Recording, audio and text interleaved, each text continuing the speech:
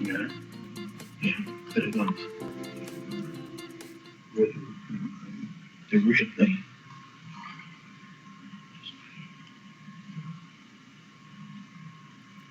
Oh, mm-hmm. Good afternoon. Thanks for joining us. Congressman John Lewis is the U.S. Representative for Georgia's 5th Congressional District, serving since 1987, and he is the Dean of the Georgia Congressional Delegation, also the author of several books, including Walking with the Wind, a memoir of the movement. His district includes northern portions of Atlanta, and he joins us now from Atlanta. Congressman Lewis, how are you today, sir?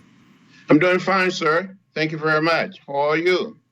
I'm very well. Thank you very much. A little excited about the upcoming election, as I know you are. And I think we talked a little bit before we started the program today that we all need a vacation, maybe a couple days after the election on Tuesday. What do you think?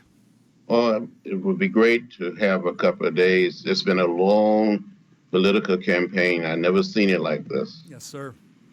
Well, God help us all. Yes, we need help from the Almighty. You know, I follow every election since the election of President Kennedy in 1960. That was many years ago. I was 20 years old, but I kept up with that election. That was the year that I was born, if you can believe Oh, it. you're so young. Yes, I was. I'm about 2 months younger than John Jr., as a matter of fact. Yes. Do we have any questions coming in just yet?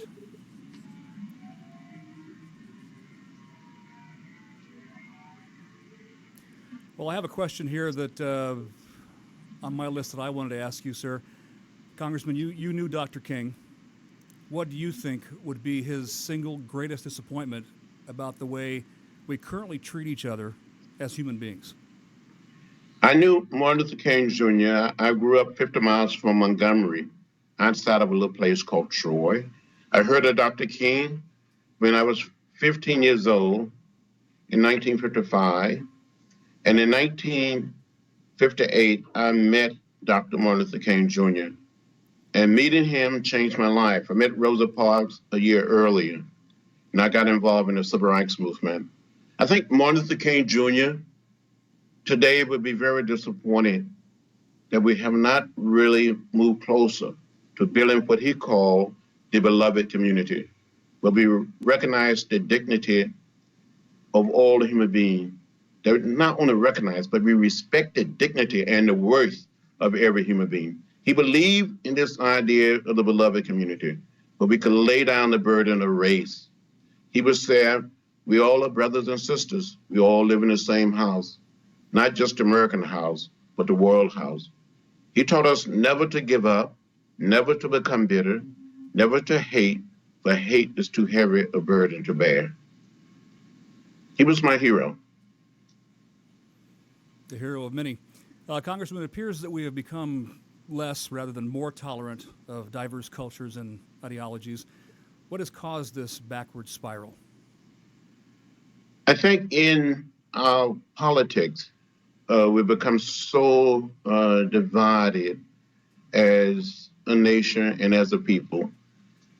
We need leaders who will stand up and point us in the right direction and saying in effect that we are one people.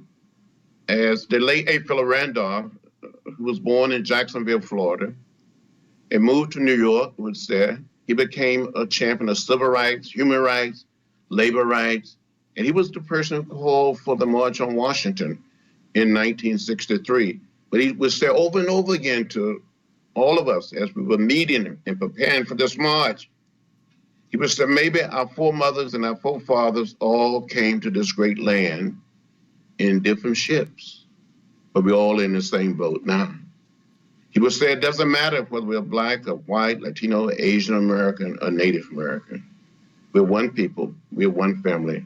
We must learn to live together and work together and struggle together for what is right, for what is fair, for what is just. Another question from a viewer. What do you think are the true, it says anecdotes, could that be antidotes? What do you think are the true antidotes to narrow-mindedness and prejudice? Well, I think we're not born with being narrow-minded. We're not born with putting people down because of class, race, gender. I think we learn it, and we need to be taught the way of peace, the way of love. We need to be taught to respect each other and just try to leave this little piece of real estate we call Earth a little more peaceful and a little greener and a little cleaner. And let's create one big family and just try to get along as brothers and sisters.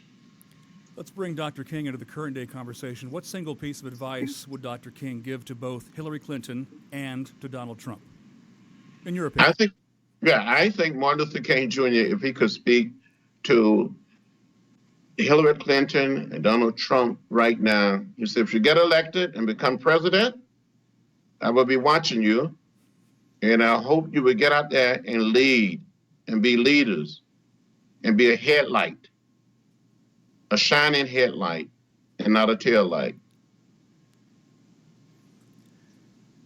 Dr. King saw the promised land when he spoke in his famous speech about reaching the mountaintop. If Dr. King were to return to the mountaintop during this tumultuous time in our nation, what would he want to see at the top of that mountain? Well, I think Dr. King, if we could return and see what is going on in America today, he would say there's much, too much violence. There's too many killings. He would say, teach our young people the way of peace, the way of love. Get our young people, our children, to lay down separation, division, and create a community where we can look upon each other as one. He would like for us to stop the wars. He would say to each one of us, we need to know what is in the water we drink, what is in the food we eat, what is in the air we breathe. He would be championing the idea of trying to save the planet, not just for ourselves, but for generations yet unborn. Congressman, is the Black Lives Matter movement on target, or are they missing the point? Well, I have had an opportunity to meet with many of the young people, especially college students and some high school students in the Black Lives Matter movement here in Georgia, but also in my office in Washington.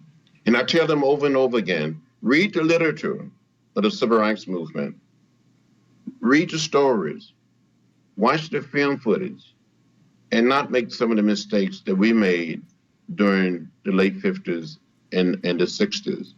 But I also tell them over and over again, when you see something that is not right, not fair, not just, you have a moral obligation to say something, to do something. And I tell my colleagues in the Congress that you have to come together.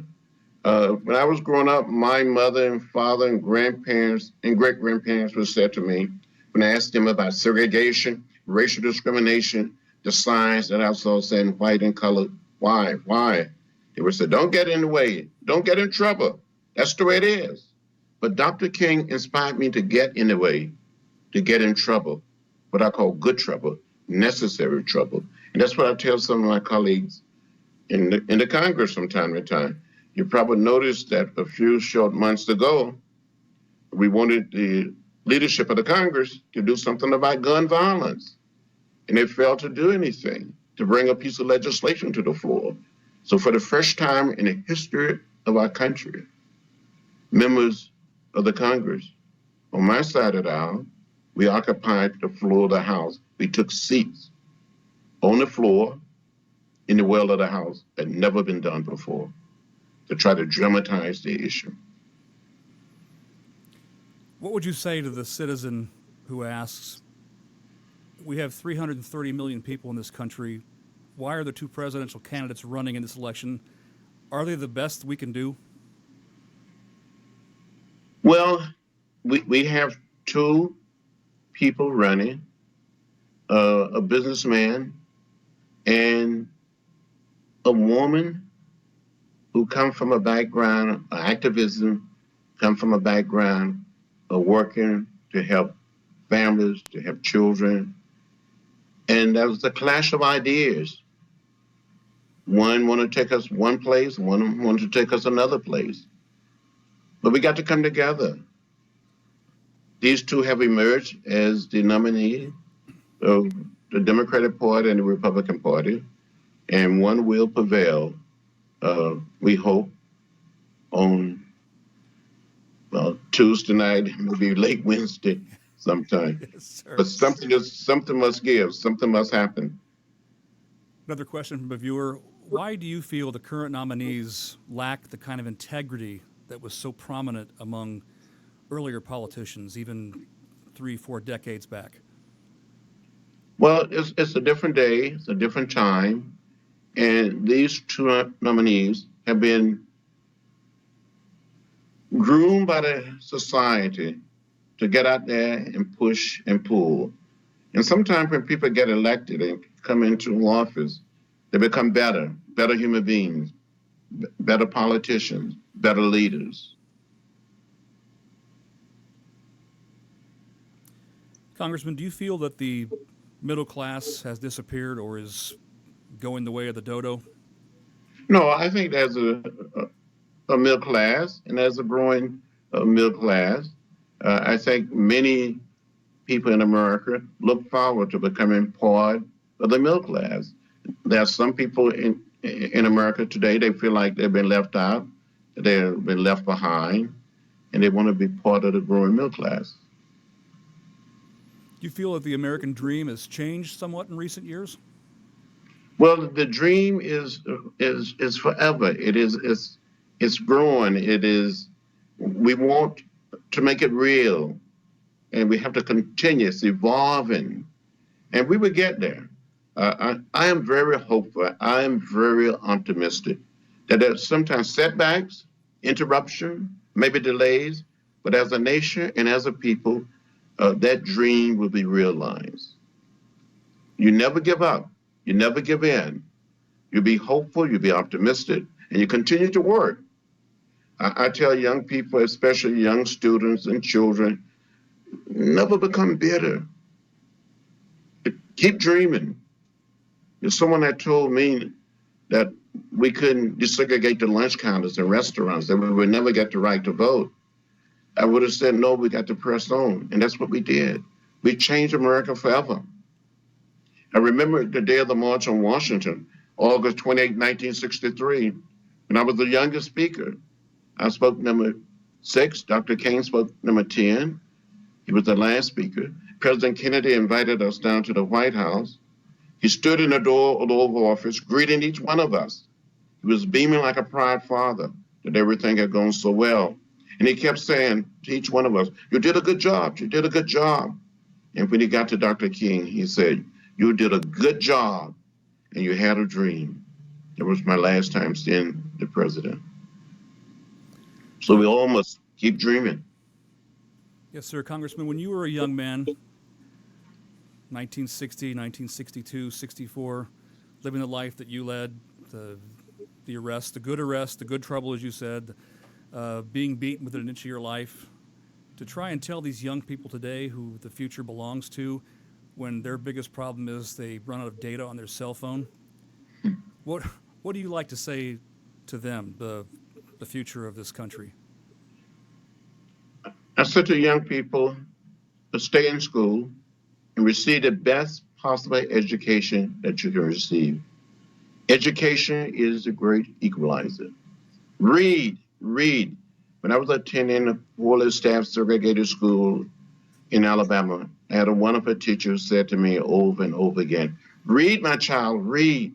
And I tried to read everything, the books, the magazines, the newspapers. And we were too poor to have a subscription to the local newspaper. But my grandfather had one. And each day when he would finish reading his newspaper, he would pass it on to us. If I didn't have a newspaper to read, I feel like I'm lost. So every single day, I read at least 2 newspapers.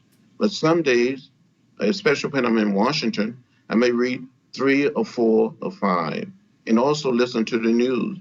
But if you see something that need to be done, try, get involved, and you can make children, young people, can bring about changes.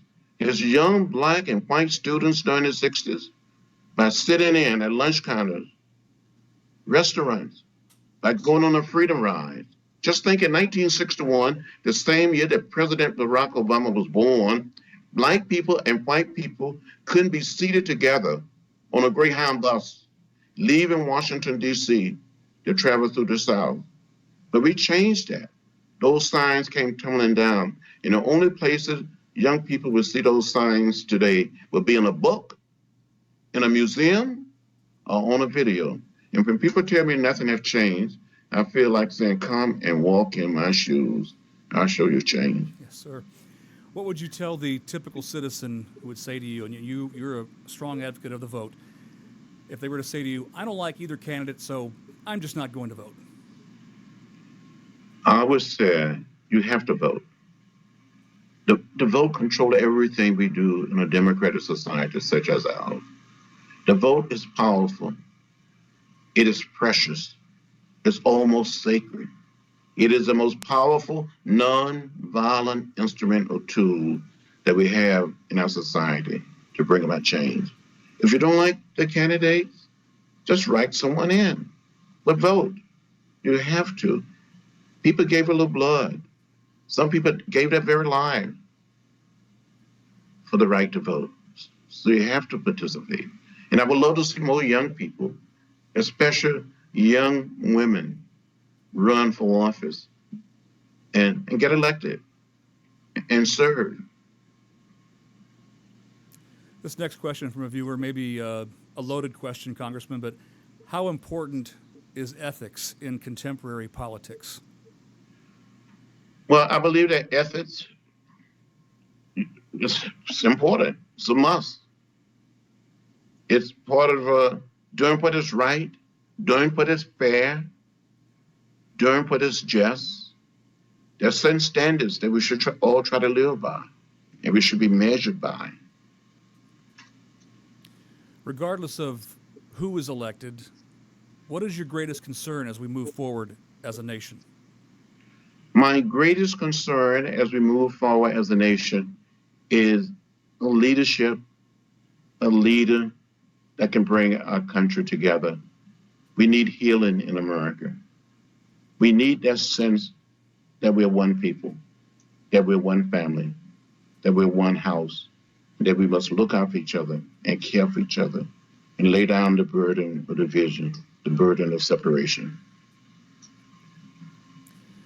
It's been reported that, well, it's an obvious, too, that some Americans will be voting for either Gary Johnson or Jill Stein because they'd rather vote for someone they don't know than someone they don't trust.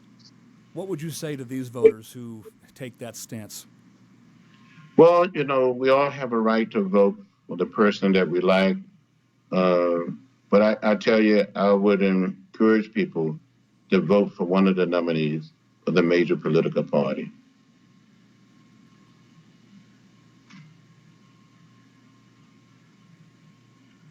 Questions are still coming in, Congressman. Bear with me a moment. Let's see. Here's one. Divisiveness lives. Several of our leaders, such as Vice Presidential candidate Mike Pence, believes that Americans have the right to reject those they view as conflicting with their own values by not serving them at restaurants and the like. He clouds this as freedom of religion.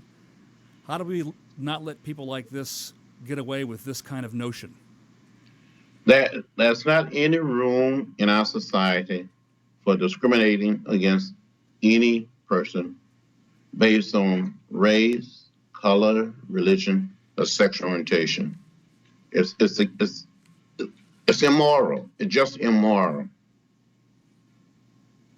We crossed those bridges some time ago. We don't want to go back. We made too much progress. We want to go forward as one people, as one nation. Another question about the middle class. Back to the middle class, actually. You feel there is a middle class. Can it be stronger? And if so, how do we build upon the middle class and make it a more healthy middle class? First of all, we must continue to make the middle class stronger and grow the middle class. We got to create jobs with livable wages and provide our children and their children with the necessary education foundation and give people hopes. Let them have dreams. Do you feel there's a connection between improving civil rights in the U.S. and the middle class? Well, I think there's definite a connection. Uh, you end discrimination based on race and color and gender, and you provide people with equal pay. You raise the minimum wage so people can have a livable wage, and it would increase the middle class, and we will improve civil rights along the way. You are actually a great part of our history. So many of our youngsters, and even some adults, sad to say, have little knowledge and even less interest in American history. If there was one guiding principle learned in American history that you'd want our children to know, what would that be? Well, I would love for our children and all of our children to know that justice, equality, fairness is a cornerstone. That's what people struggle for. That's what people suffer for. People were beaten. I was beaten and left bloody, had a concussion on that bridge for the right to vote. I thought I saw death. I thought I was going to die. And I was willing, along with my friends and colleagues, blacks and whites, to suffer, to try to help redeem what I call the soul of America.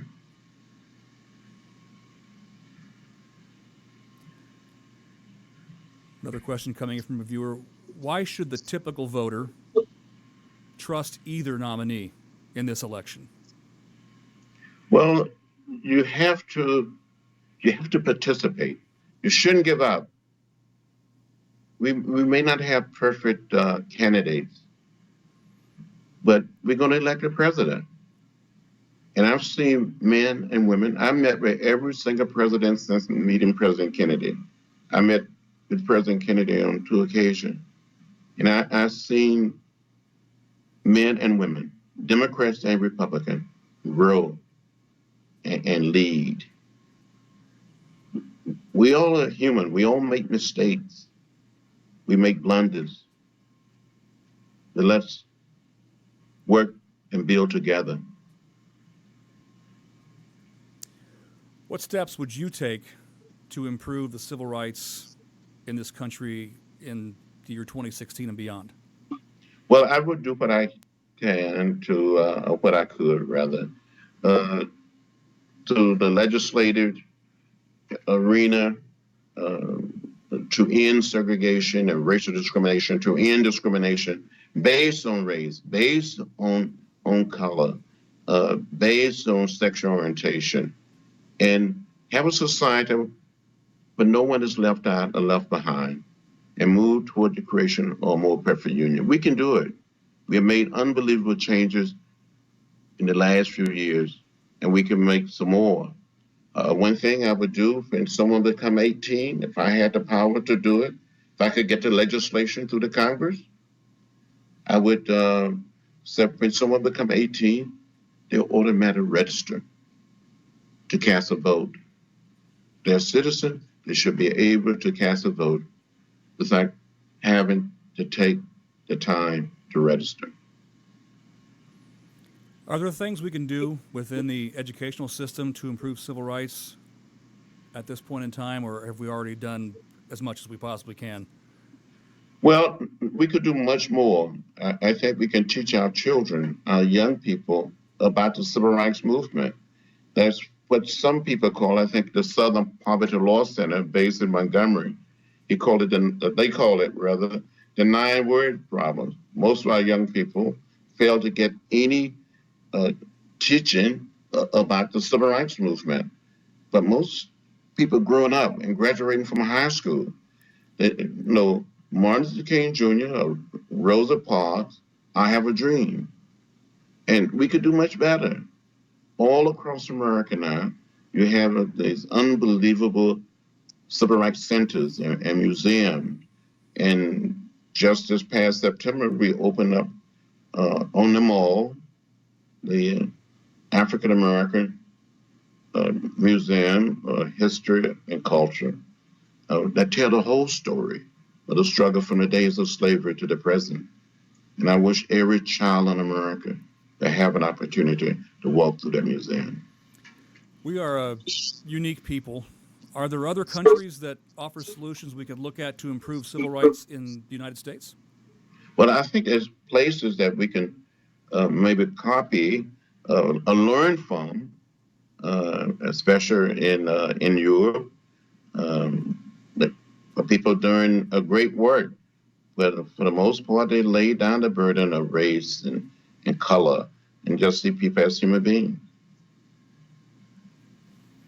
But there's certain communities in America, for people, towns, cities, neighborhoods, for people are building that society. I visit schools, I visit neighborhoods and communities in America where I said to the young people and said to the children that Martin Luther King Jr. would be so proud to see them, what they're doing. High schools, but all of the children, they get along, they work together, you don't have violence, it just people together. Even here in Georgia, in Atlanta, visiting an elementary school where there's African American, whites, Latinos, Asian American, Native American, and they work and study together. It look like a little United Nation. There are many sovereign free countries in the world. Many of these nations rank higher in literacy, economic equality than the United States. So given these indisputable facts, what would you say to someone who asks, is America the greatest country in the world? Well, I believe America is the greatest country, but it's still in the process of becoming greater. Um, it's great already. Growing up the way I grew up, and when I travel around the world and I've seen many parts of the world, uh, America is a land where I want to continue to live and help make it better for all of our children, especially our young children. What can we do, in your eyes, to become an even greater country? We must continue to educate, um, inspire, give people a sense of hope and optimism, and tell people to never become bitter or hostile. And from time to time, I said to children and I said to my colleagues, don't get down, be happy. Just be happy. Do what you can do. Make a contribution. Another education question. How do we improve the educational system? Well, we need to see that our teachers are properly compensated. I think in many communities, teachers are receiving starvation wages, and we need to respect teachers more. When I see police officers or law enforcement people, or TSA representatives at the airport, always say, thank you for your service. Thank you for your service. You recognize people with a uniform on. For the most part, teachers are not wearing uniform, but we should just say thank you. In some of our schools around America, I feel like saying that every teacher should be nominated for the Nobel Peace Prize for just maintaining order and discipline. I don't know how to do it. Don't know how they do it day in and day out. And there's so many teachers in some of our school system are going into their pockets, taking money out of their own purses in their pockets to pay for supplies. We need to respect and support our teachers. You said the word respect. I think that from what I see day to day, respect is seriously lacking among today's young people, and I know you see it too. How do we transition the educational system from the 20th century to the 21st century? You mentioned better pay for instructors. What else can we do to bring in caring, compassionate, qualified educators who have to deal with this disrespect today's youth? Well, I think a great deal must start in our homes, a religious institution. I meet some young people, and I meet them all over America, and they're so kind, they're so respectful, and they will say, "Thank you, sir." You don't have to necessarily call them, sir, but they say, "Thank you. Good to see you. I'm honored to meet you." No, I grew up in the South, and I remember one day I was in Washington, D.C., walking down the street near the Capitol, and I said to someone, we had eye contact, and I said, "Good morning." And the person said, "Why are you saying good morning to me? I don't know you." And I said, "Well, sir, I grew up in the South, and we speak to everybody." And then he recognized me, and he was so embarrassed. Just what does it cost someone to say, "Good morning, how you doing? Good to see you. Thank you."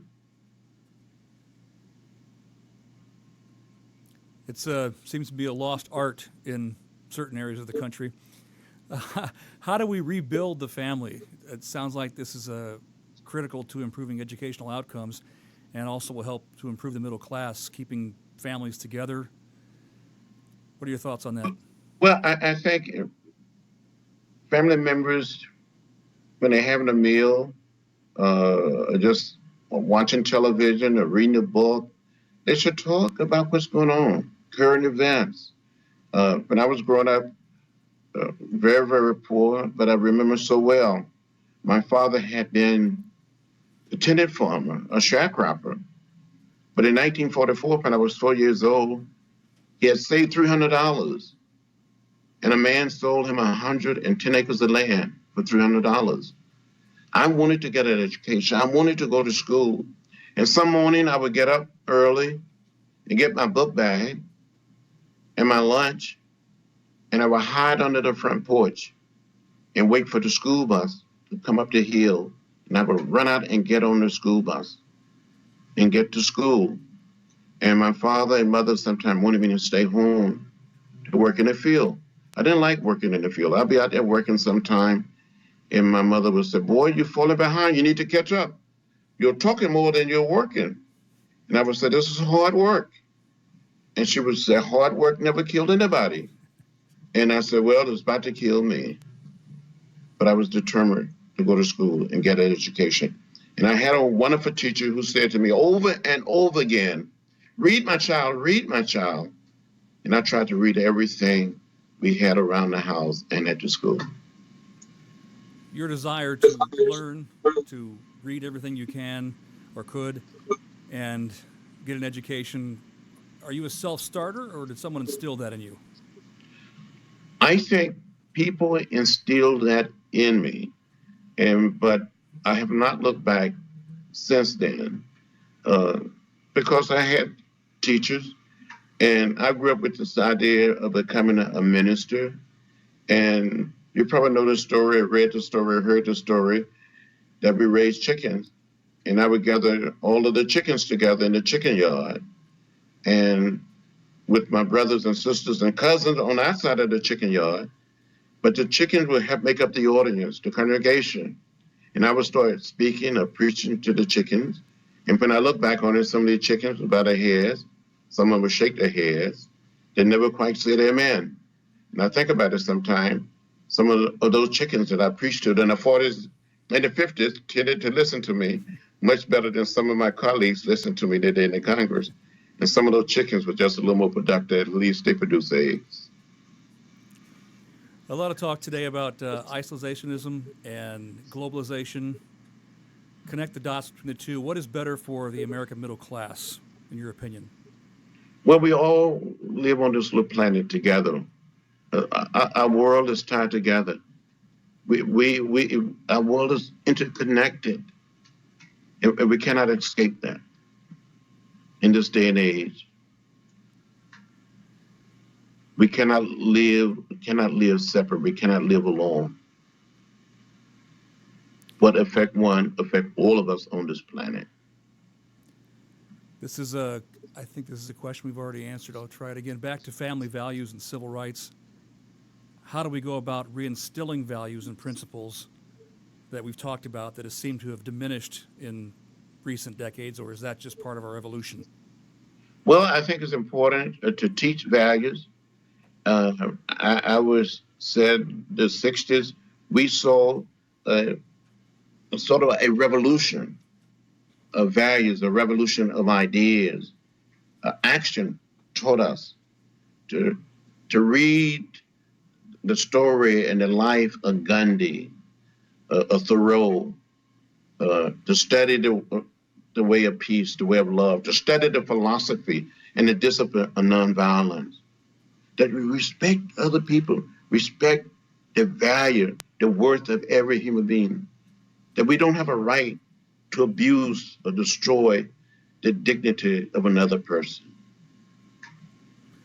You mentioned reading various tomes. Aside from the books that you've authored, what would you recommend to young people, Gen Xers, millennials, a good book to read, or a couple for that matter? Well, I get in trouble if I sing out books that people should read. I think uh, people would say that I'm being a little biased. Uh, just that there's so many wonderful books that individuals should read.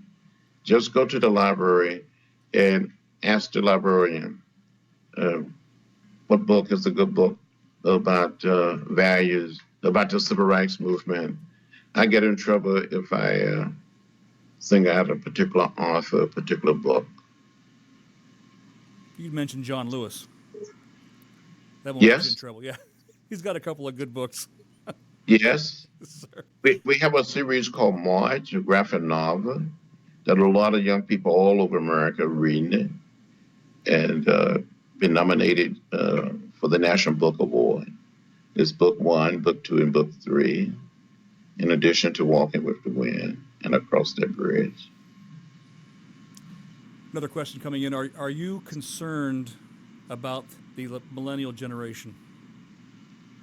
But I'm deeply concerned about the young people that make up this growing population. You know, so many of these young people are so smart, they're so gifted. I often think we hadn't heard of the internet during the height of the civil rights movement. Facebook, what is that? Uh, we didn't have a cellular telephone. iPad, we had an old mimeograph machine, but we were able to bring about change. We used what we had to help make America better. And we grew up during the '60s. We grew up while we were sitting down on those lunch counter stools, while we were marching in the streets of Atlanta, of Nashville, of Birmingham, of Greensboro, or marching together in Washington. Blacks and whites came together and created what I call a nonviolent revolution, a revolution of values, a revolution of ideas. And I think our country is a much better country, and we are much better people. And I think people can learn a great deal of what the young people and the students did during the '60s. With our national debt approaching $20 trillion, at this point in time, do you feel that more government is the answer, or do we need to inject more capitalism to try and rebuild, pay down some of this debt? What is your vision on that? Well, we need business and government working together. The private sector and the government must work together to pay down the debt. We shouldn't leave this debt for generation yet unborn. We have to do it. Another question. This is a very simple question, but I think it deserves an answer. What do you think will make America better for all of us? Become believers that we can build a beloved community, that we can build a beloved society where we lay down division, that we can be taught the way of peace, the way of love, that we can create a community at peace with itself. We can do that. I believe that. There's too much violence. We need to do something about guns. We are losing too many of our children, too many of our babies, our sisters and brothers, our mothers and fathers. We got to respect the dignity of all of us. Question coming in about that topic, asking you to speak more on gun control. How do we free up this logjam, this gridlock? How can your Democratic colleagues work with Republicans who don't seem to budge on the legislation? Well, we must continue to work, both Democrats and Republicans. That's how we had to sit in on the House floor, trying to get our Republican colleagues to bring a bill to the floor to say enough is enough. But to take the American people, 85 to 90% of the American people are saying, do something about gun violence. We're losing more than 30,000 people each year result of guns. And a lot of the guns that move from the South, they go into the large urban centers in the North. We have to stop it. It makes me sad when I hear about a mass murder, mass shooting in schools, in churches, in clubs. We can do better. So do you feel there's a commonality that can be reached eventually with Republicans to eventually pass gun legislation of some kind? It is my hope that in the near future that we will come together and pass strong legislation to control the proliferation of guns and cease some of the killing and gun violence. I think that's what the American people want us to do, and we should do it. It's the right thing to do. Congressman, are you concerned about working with the current Republican leadership should Donald Trump win on Tuesday? Well, as a member of Congress, and hopefully I will be reelected on Tuesday, I'm prepared and willing to work with my Republican as well as my Democratic colleagues. And if Secretary Clinton should come with a victory on Tuesday, what top priorities should she pursue? If Secretary Clinton succeed and become the new president, a president-elect, it would be historic. First of all, be the first woman president in the history of our country, and we would be calling her Madam President. I think the first thing she must do is to reach out to all of us, Democrats, Republicans, Independents, and help heal the country. And she has the ability and the capacity to do just that. Madam President, do we have a name for the first husband, the first gentleman? What would that be? I don't think we have a name for that, but I'm sure someone would come up with something. First gentleman. I guess it's the first man. I guess first gentleman. What are your thoughts on health care fixes with the Affordable Care Act? First of all, health care is a right and not a privilege in a society such as ours. There have been attempts to repeal the Affordable Care Act. There are some issues and some concern. I think we should fix it. But we need to make health care affordable and available for all of our citizens. Same question applies to Social Security. What fixes do you feel are in order? Well, Social Security is a commitment to our citizens. It's an obligation for us to continue to improve Social Security. Our seniors and others depend on Social Security. I think we have to take a long look and look hard and have Social Security around for generation yet to come. It's a trust. It's a trust. It is a bond.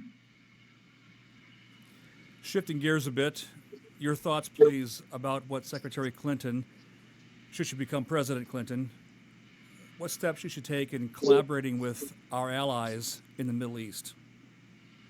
Well, I think it's important for the new president to meet and visit with our allies in the Middle East, other parts of the country, other parts of the world. I think that's important, and invite them to Washington, and she should be willing and ready to travel and sit down with our allies, and send a new Secretary of State and our ambassador to different parts of the world, and invite them to come to Washington.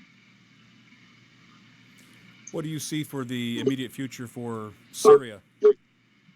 Well, it's a ongoing struggle there, and I'm sure I don't want to get in front of the new president, in front of the new Congress, but we got to solve some of those problems there. They just been going on, and sometimes it seems like we're not making that much progress resolving the problem in Syria. But it's too much suffering, too much violence. Congressman, are you and your colleagues concerned about recent changes in the relationship between the United States and Russia?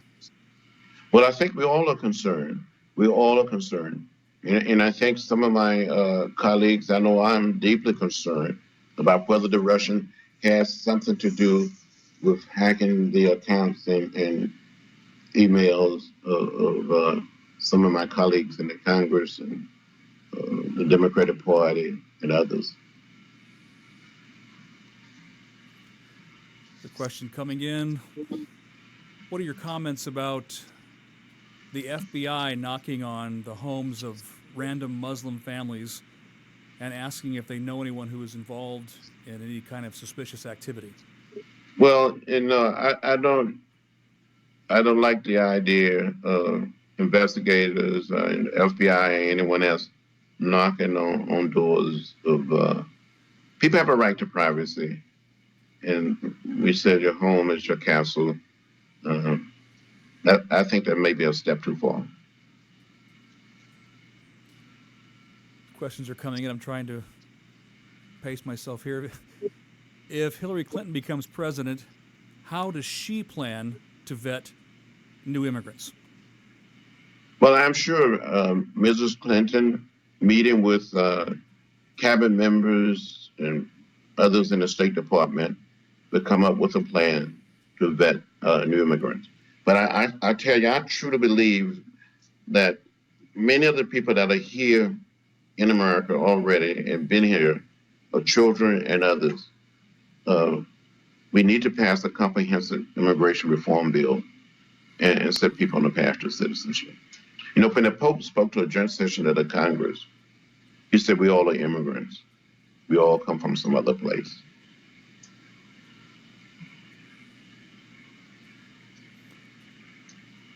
Bear with me a moment here. Okay, the aforementioned immigration bill, what would that reform bill contain? Major overhauls, small pieces here, big pieces there? Well, it could be small pieces, big pieces, but we got to do something.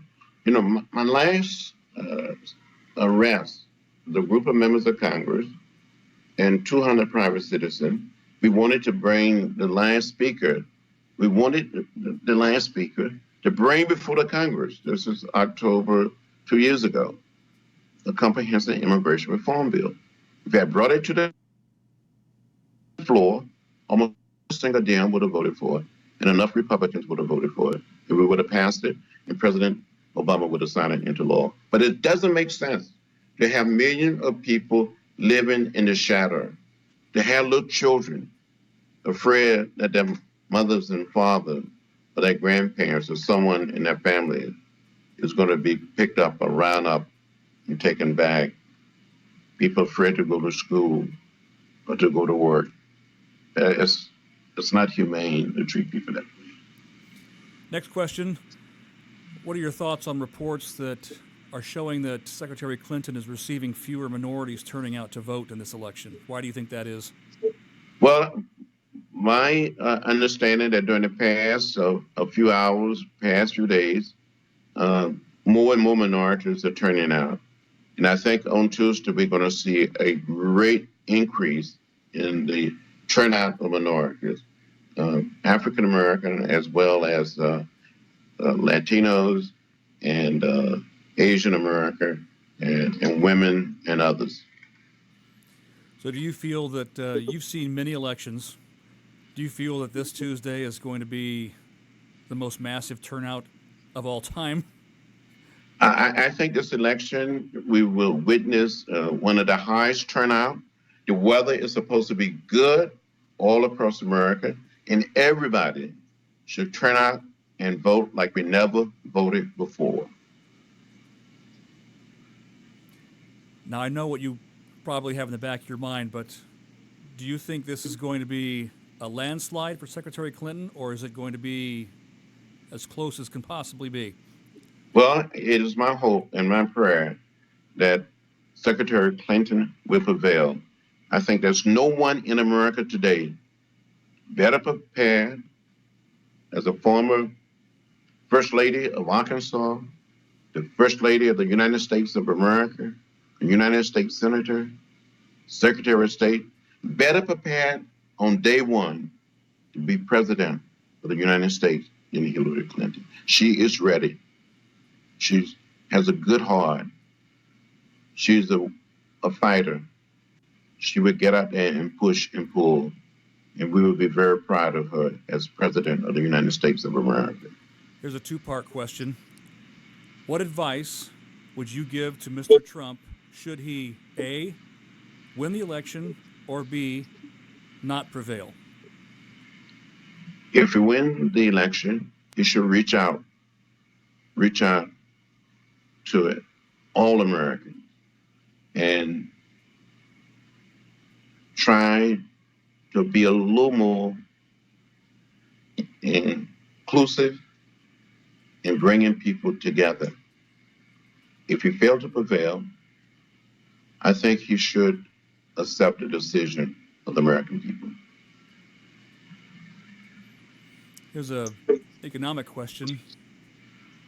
The GDP grew by nearly 3% in the third quarter, according to the Viewer.